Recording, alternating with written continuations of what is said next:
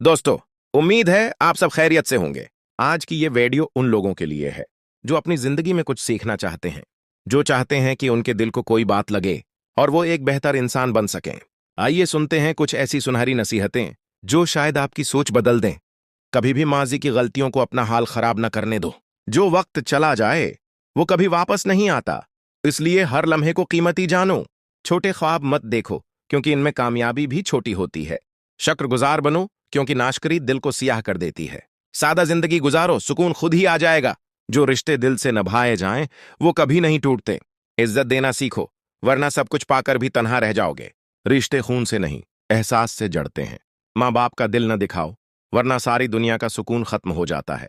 जिन लोगों का तुम्हारे बगैर भी हाल पूछना आदत हो, उन्हें कभी खोना नहीं चाहिए। सच बोलने से दिल हल्का होता है और झूठ बोलने से बोझ बढ़ता है। दूसरों की मदद करो बगैर किसी लालच के।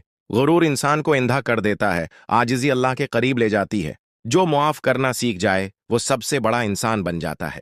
हर वो बात मत बोलो जो दिल दिखा दे, चाहे वो सच ही क्यों ना हो।